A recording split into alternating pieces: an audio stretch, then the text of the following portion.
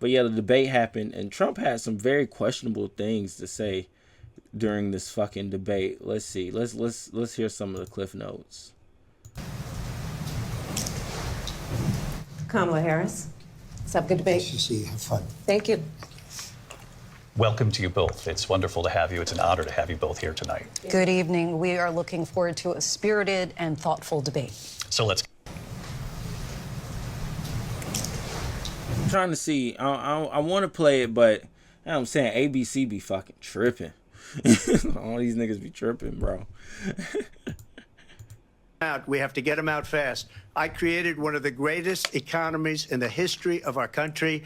I'll do it again and even better. We are going to get to immigration and border security during this debate, but I would like to let Vice President Harris respond on the economy here. Well, I would love to. Let's talk about what Donald Trump left us. Donald Trump left us the worst unemployment since the Great Depression. Donald Trump left us the worst public health epidemic in a century. And the only reason I'm really saying that Kamala cooked him, because every thing he had to say, she had a great answer for. It's kind of like she was over prepared. It's kind of like she already knew what he would say, and that's the sad thing about how Trump runs his campaign. You know, he just runs it off of the things that people already know about him, so it's kind of easy to pick all that shit apart. But then he said some craziness. He said some wild ass shit up there. And, you know, 14 or 15 different policies. Like, she was big on defund the police. In Minnesota, she went out. Wait a minute. I'm talking now. If you don't mind, please. Does that sound familiar? What the fuck? She went out. It looked like she was like, look, keep it calm. What the fuck does that even mean, Donald? Sound familiar? He was on her ass. He was like, look, I'm talking, you know. Had to be the man in the room. I'm not mad at it. I was like, oh wait, Donald's showing his manhood. Showing that, you know, I am the man. Fuck all that.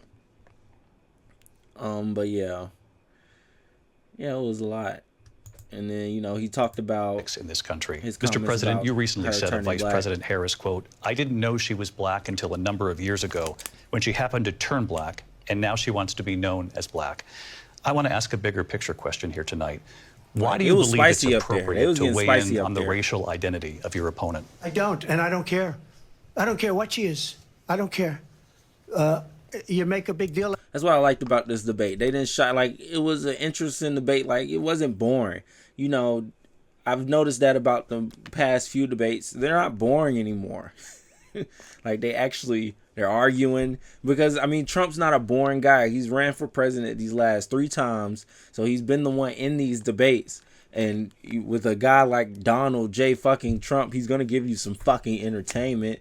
So it just depends on who's on the other side. Last debate, Trump was just up there cooking Joe Biden because Joe Biden didn't even know where the fuck he was at. And speaking of Joe Biden, bro, Trump was up there and he straight up violated Joe Biden. I wonder if I can find that. He straight up he said Joe Biden don't even know where he at right now. And it's not the White House. Like, he's called them the worst president ever. It was some craziness. But what's really going viral with Trump, though, because I don't see it on the Shade Room. I guess they didn't post it. Because the clip that's circulating around the interweb, the internet, is let me see. Do I have it saved? I should have it saved. Fuck, I don't have it saved. I am horrible at my job, guys. I thought I was pretty good at my job. I'm actually horrible. But he said that immigrants in Springfield are eating dogs and cats. They're eating the pets of the people that live there. Like, what the fuck? Millions of people to come into our country, and look at what's happening to the towns all over the United States. And a lot of towns don't want to talk. It's not going to be Aurora or Springfield. A lot of towns don't want to talk about it because they're so embarrassed by it. In Springfield, they're eating the dogs, the people that came in. They're eating the cats. They're eating They're eating the pets of the people that live there. And this is what's happening in our country, and it's a shame. As far as rallies are concerned, as far as the reason they go is they like what I say. They want to bring our country back. They want to make America great again. It's a very simple phrase, make America great again. She's destroying this country, and if she becomes president, this country doesn't have a chance of success. Not only success, we'll end up being Venezuela on steroids. I just want to clarify here. You bring up Springfield, Ohio, and ABC News did reach out to the city manager there. He Millions told us there have been no credible reports of specific claims of pets being harmed, injured, or abused by individuals within the immigrant community. Well, I've seen people on television. Let me just say here, this is the people on television say my dog was taken and used for food. So maybe he said that, and maybe that's a good thing to say for a city manager. I'm not taking this from but television. The people I'm taking it from the city saying manager. I wish I could show these clips, man. The This people shit that was went funny. there. Again, the Springfield city manager says there's no evidence of that. Vice We'll President find Harris, out. I'll let you respond. Look, Trump, bro. He's like, we'll find out. We're telling you. We literally talked to the fuckers in the state and asked them, are people's dogs and cats getting eaten? And they said no. Where the fuck did you hear that from? Like, what the fuck, Trump? Come on, fam. Come on. Look, all I'm saying is he was up there spiraling. He was out of control. At some points, it didn't seem like he even understood what the fuck was going on.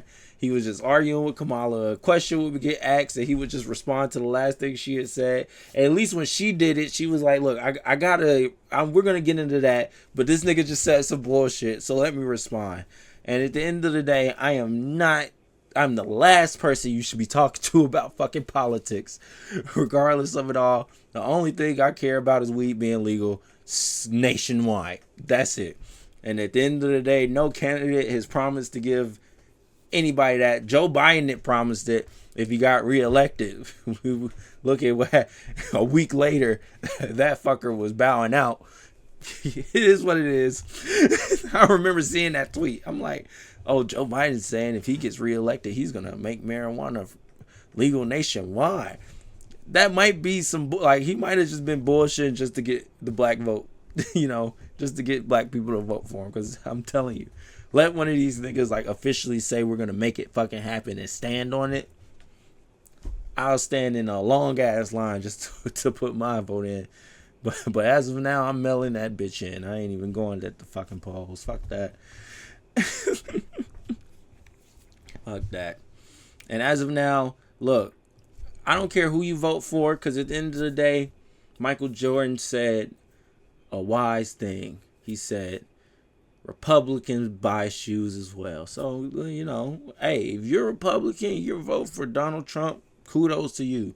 You like his policies, you think you know what he's going to do for you, fine be it. But if you want to vote for Kamala, you fuck with her, cool. I don't give two fucks at the end of the day. Honestly, if you ask me, I'm about balance, and I feel like we shouldn't even have a party system. But that's just me. That's just me. I'm not trying to debate it. I don't want to talk about it. I just feel like at the end of the day, we should just have people present themselves with the policies that they want to, use to help better the nation. And call Republican, Democrat is just it just shows what side you're on. That's all. That's all it does. It just makes you have to pick a side. And why do we have to pick a side when it comes to, the leader of the free world? We're trying to choose somebody that's gonna, take us into the future and make sure these policies in America stays America.